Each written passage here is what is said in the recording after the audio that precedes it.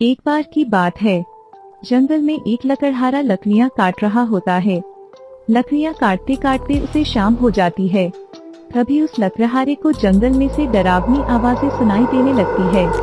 लकड़हारा डर जाता है और कहता है, हे भगवान, ना जाने ये डरावनी आवाजें कहाँ से आ रही है। मेरी रक्षा करना प्रभु। कुछ देर बाद जंगल में से एक भयानक शैतान निकलकर गोपी के सामने आ जाता है। हे भगवान, ना जाने ये कमबख्त शैतान यहाँ कहाँ से आ गया। आज मैं तुझे जिंदा नहीं छोड़ूंगा मूर्ख इंसान। बहुत दिनों बाद मुझे मानव का मांस खाने को मिलेगा। नहीं नहीं शैतान जी, भगवान के लिए मुझे छोड़ दीजिए। मैंने आपका क्या बिगाड़ा है। तूने मेरा कुछ नहीं बिगाड़ा है, लेकिन मुझे भूख लगी है। अब तू जिंदा नहीं बचेगा। शैतान की डरावनी बातें सुनकर गोपी वहाँ से गांव की ओर भागने लगता है। शैतान भी गोपी का पीछा करता है। गोपी भागते भागते गांव के नजदीक पहुंच जाता है। हड़बड़ाहट में गोपी को ठोकर लग जाती है और वह जमीन पर गिर जाता है। गांव पास होने के कारण शैतान गोपी की गर्दन में काट लेता है और उसे बिना मारे ही वहां से वापस जंगल की ओर भाग जाता है। गोपी की गर्दन से खून निकलने लगता है। जैसे तैसे गोपी अपने घर पहुंच जाता है।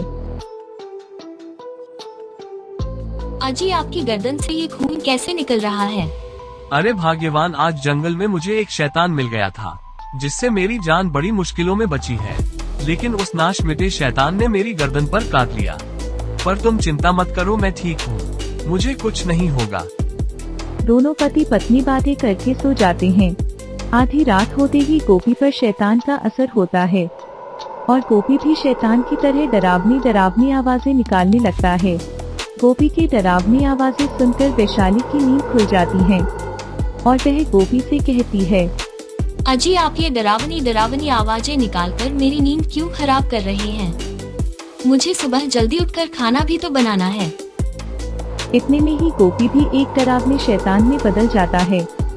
गोपी को शैतान में बदलते देख वैशाली डर जाती है और वह घर से बाहर निकल जाती है और बाहर का दरवाजा भी बंद कर देती है। अंदर वह शैतान जोर जोर से गुर्रा रहा होता है और कहता है, खाना चाहिए, मुझे बहुत जोरों की भूख लगी है। मुझे खाना चाहिए। ऐ मूर्ख औरत, चल जल्दी से दरवाजा खोल, वरना मैं किसी को जिंदा नहीं छोड़ूंगा, सबको मार डालूंगा। शैतान की आवाज सुनकर वहाँ और भी कई गांव वाले अपने हाथों में मशाल लिए इकट्ठा हो जाते हैं।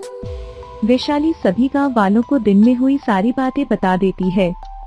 सभी गांव वाले हाथों में मशाल लिए वैशाली के घर के बाहर पहरा देने लगते हैं। ऐसे ही पूरी रात निकल जाती है। फिर अगली सुबह होने पर, अजी, आपको पता भी है, कल रात आप एक शैतान बन गए थे। ये तुम क्या बकवास कर रही हो वैशाली? बकवास नहीं जी, मैं सच कह रही हूँ। और इस बात का पता सभी गांव वालों को भी चल गया है और अब सभी गांव वाले यहाँ आते ही होंगे। इतने में ही सभी गांव वाले गोपी के घर के बाहर आ जाते हैं। अरे ओ गोपी, कहाँ छुपा बैठा है? चल बाहर निकल, आज हम सभी गांव वाले तुझे जिंदा नहीं छोड़ेंगे। गांव वालों की बातें सुनकर वैशाली अपने पति को पीछे के रास्ते से घर से भगा देती हैं। अरे वो देखो, गोपी पीछे के रास्ते से घर से भाग रहा है। चलो उसका पीछा करते हैं, आज उसे जिंदा नहीं छोड़ेंगे। फिर सभी गांव वाले हाथों में मशाल लिए गोपी का पीछा करने लगते हैं। पीछा करते करते वे सभी जंगल में पहुंच जाते हैं।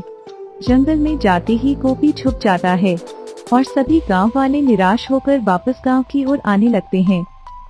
आज तो वो गोपी बच गया, लेकिन अगली बार उस दुष्ट शैतान को जिंदा नहीं छोड़ेंगे। जैसे ही सभी गांव वाले वापस गांव में पहुंचते हैं तो मानो उनके होश ही उड़ गए हो।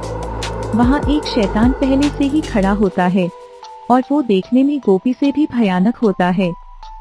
अरे ये क्या, एक शैतान से पीछा छूटा नहीं, ये दूसरा शैतान ना जाने कहां से आ गया। नहीं छोड़ूंगा, किसी को जिंदा नहीं छोड़ूंगा। मैं तुम सभी गांव वालों को मारकर खा जाऊंगा। अरे गांव वालों, अब इस शैतान से कैसे पीछा छुड़ाएं? इतने में ही वो शैतान एक गांव वाले की गर्दन पकड़कर उसे हवा में उठा देता है। अरे छोड़ छोड़ मुझे दुष्ट शैतान, बचाओ गांव वालों, कोई तो मेरी मदद करो, कोई तो मुझे इस दुष्ट शैतान से बचाओ। तभी वैशाली एक डंडा उठाती है और उस दुष्ट शैतान को मारने लगती है। छोड़ छोड़ उसे दुष्ट शैतान, वरना मैं तुझे मार मार के अभी सीधा करती हूँ। फिर शैतान उस गांव वाले को छोड़कर वैशाली की गर्दन पकड़ लेता है और उसे भी हवा में उठा देता है। तेरी इतनी हिम्मत जो तू मुझे मारेगी। रुक, सबसे पहले तुझे ही खाता हूँ। बचाओ बचाओ, कोई तो मेरी मदद करो। जी आप कहाँ हैं? मुझे इस शैतान से बचाइए। वैशाली के ऐसा कहते ही वहाँ तेज तेज हवाएं चलने लगती है और वहाँ पर गोपी बना शैतान भी आ जाता है। अरे ओ, तू कौन है?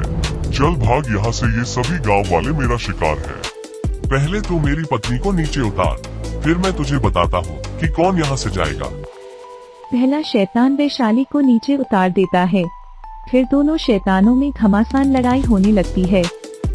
दोनों शैतानों में बहुत देर तक लड़ाई चलती है। अंत में गोपी उस दुष्ट शैतान को मार देता है। शैतान के मरते ही गोपी के ऊपर से भी शैतान का साया चला जाता है और वह भी पहले की तरह एक आम आदमी बन जाता है और सभी गांव वाले दोनों शैतानों के आतंक से आजाद हो जाते हैं और सभी गांव वाले खुशी खुशी रहने लगते हैं।